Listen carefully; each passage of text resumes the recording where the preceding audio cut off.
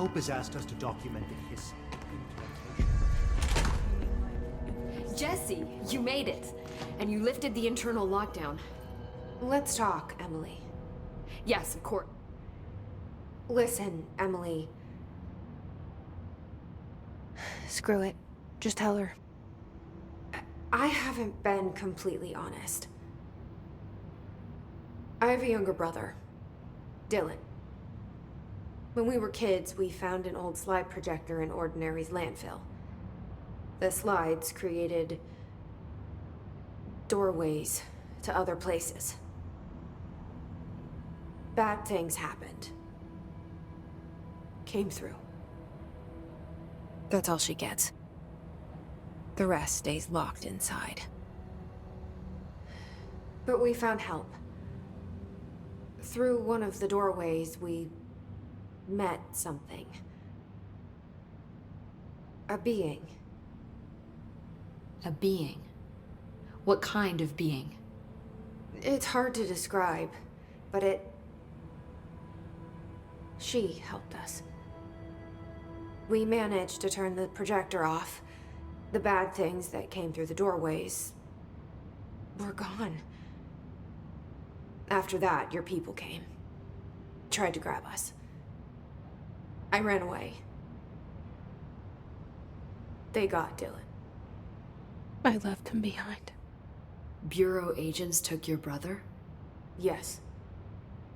He covered it up. No one believed me. I just want to find Dylan. I've been looking for him ever since. What happened to the slide projector? It sounds like another object of power. I thought you took it. The Bureau. Along with Dylan. I've never heard of it. But around here, I assume everything's classified.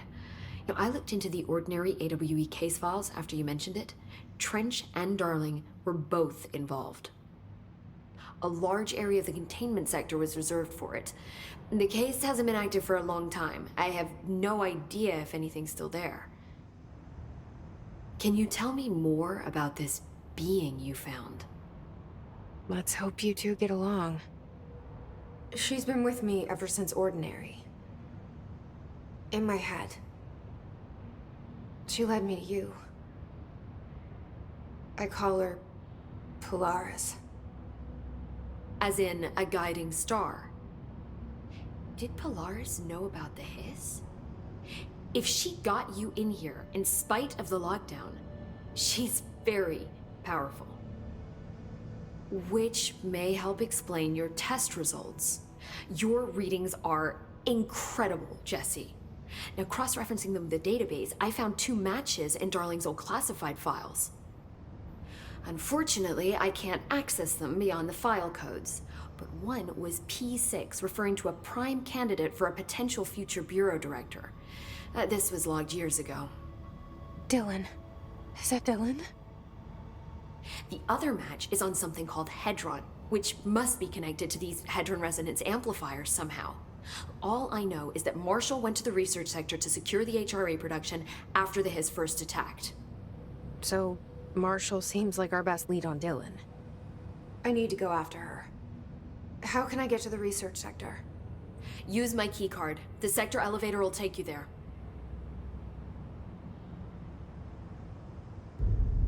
Marshall is the next step.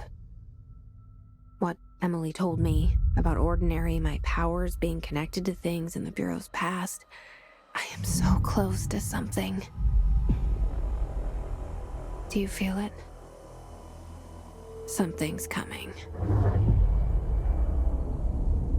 We take turns to come for a visit.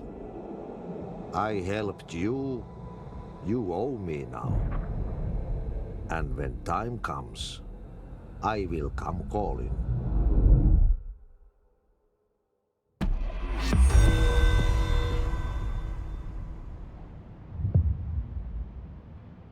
Hi, Jesse.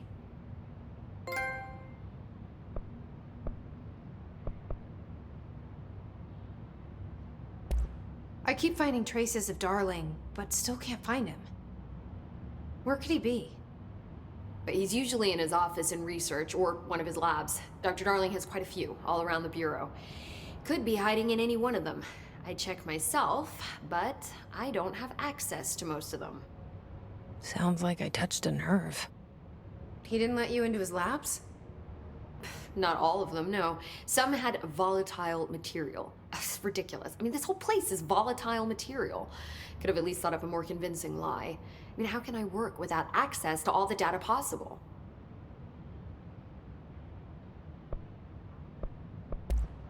This place has a bad habit of moving around, huh? So you notice the building shifts. Did you know that 39% of Bureau accidents are caused by the shifts? It's true. I ran the numbers myself.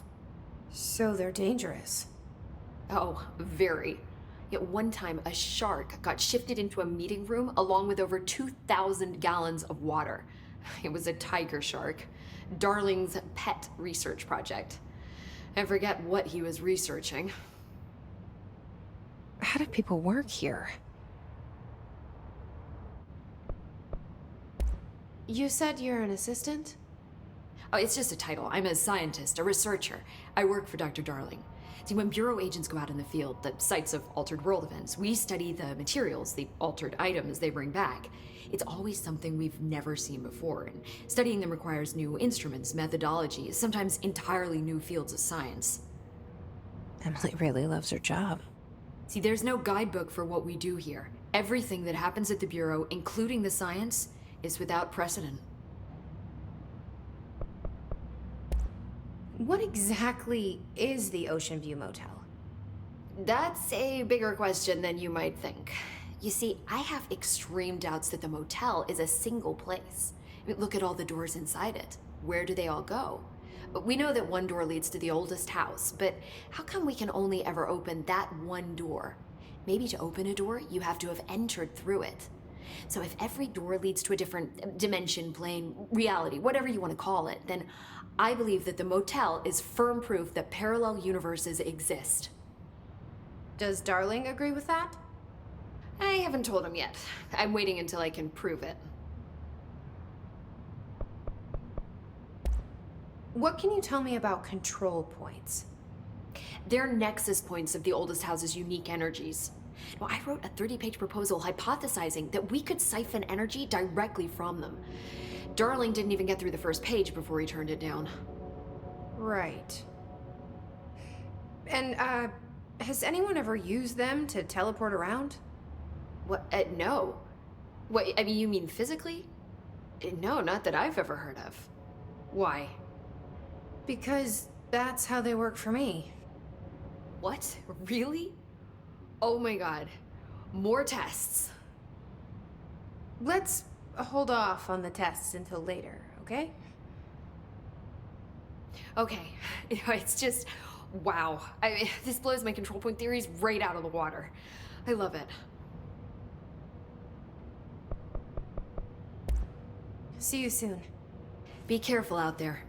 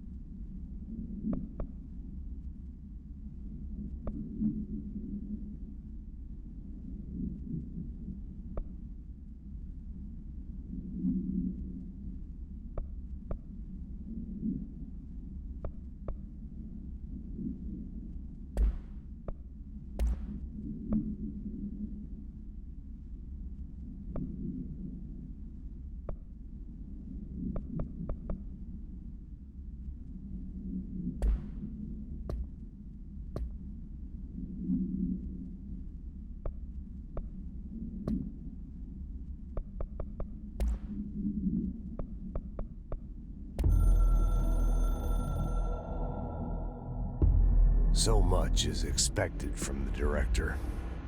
The responsibility, the privilege to steer the Bureau into dangerous waters and safely out again. To inspire and lead its people, to protect them. The board is there to advise you, but they want things in return. You hold all this in your old, trembling hands. I had to lose everything before I could see the Bureau is the director's life. There's no room for anything else. If the forces contained here escaped, we'd be dragged back into an age of superstition, terror, death. Assuming you think we ever really left that behind. Any emergency, any major containment breach, and the lockdown goes into effect. I implemented this security measure in my first years as director. I knew we were vulnerable.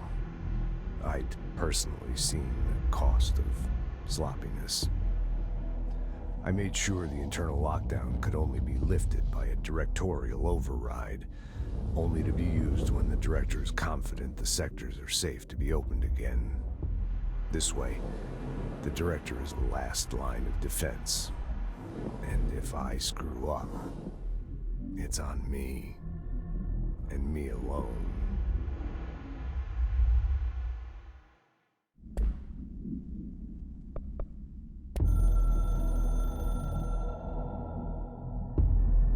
Northmoor was director before me. I never wanted his job. I never wanted power. I purposefully avoided it, didn't trust it, didn't want to rely on it. Northmoor was all about power. A man like an explosion, hungry for authority, for order, for more, until it was too much. I had to find a solution in the end, contain the situation. Northmoor never liked me, but he went along with it, to his credit. He didn't really have a choice. I suppose at the end of the day, a director's most basic duty is to keep the lights on. Here's to you, Northmoor. There were no prime candidates waiting in the wings, but I was there. Had been the whole time, keeping my head down, working my ass off. I had nothing to lose. I picked up the gun almost on a dare.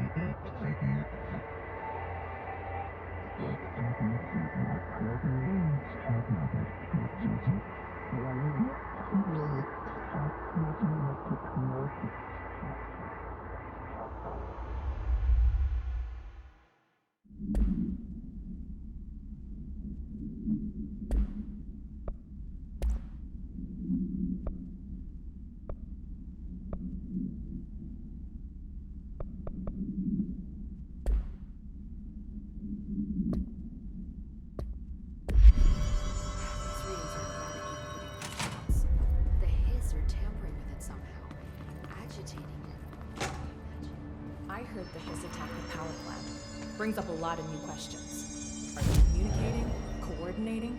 What about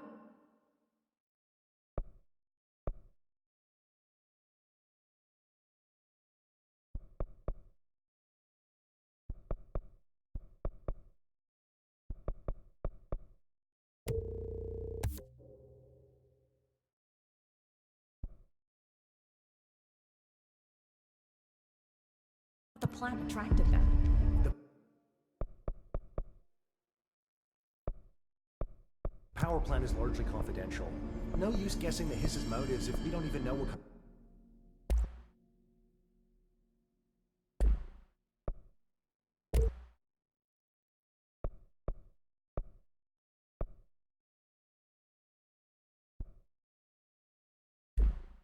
kind of energy it uses.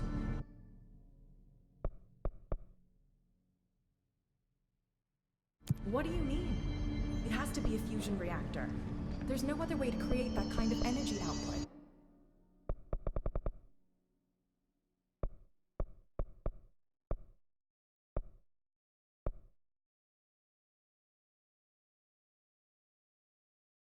Right?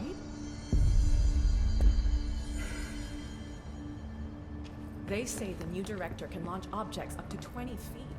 Bullshit. You never recorded any distance. Obviously, you never read the P6 data.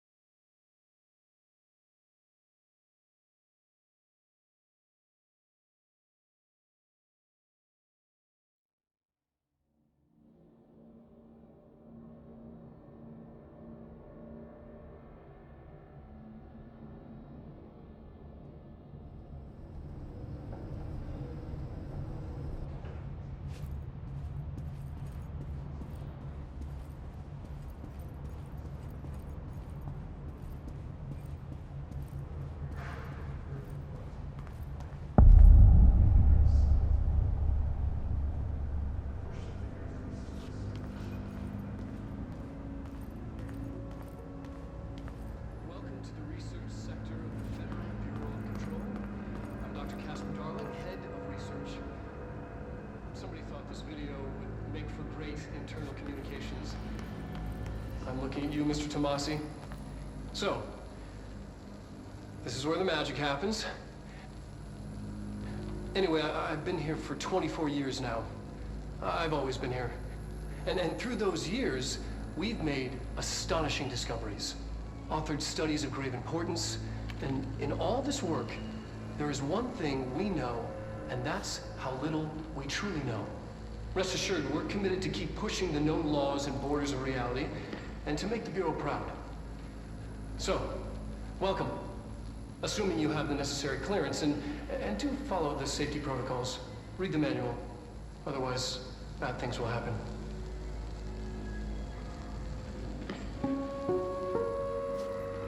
Research sector, huh?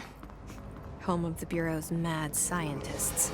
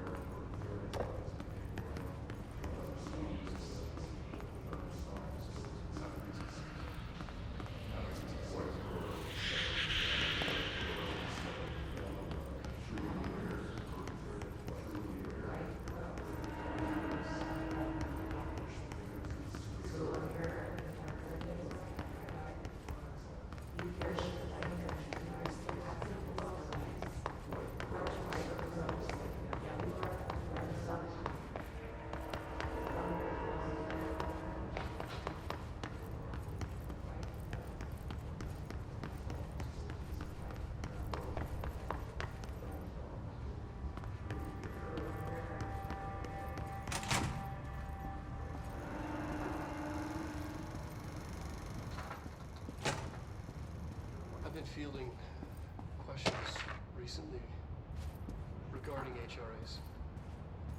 What are they for? Do you always need to wear them? And what's the deal with the headroom resonance anyway?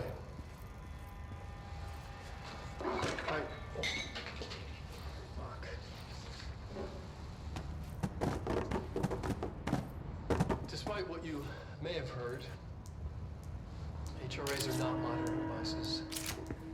We're not tracking your movements. We're listening to your actions. We do that regardless whether or not you're wearing an HRA. Think of them as a life preserver. Only instead of water, the thing HRAs protect you from is classified. One day that classified, not water, might pour in, and you'll be glad you got an HRA keeping you afloat. And if you don't have an HRA, don't worry.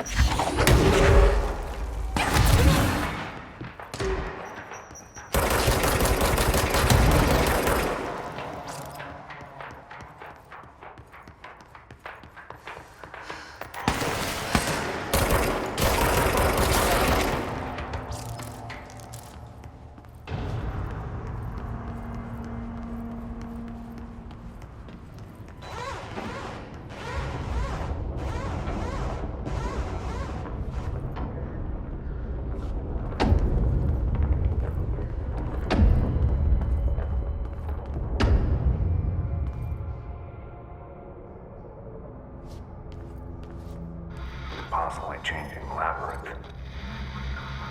You can never pass through. Dimensional research. Every measure of security.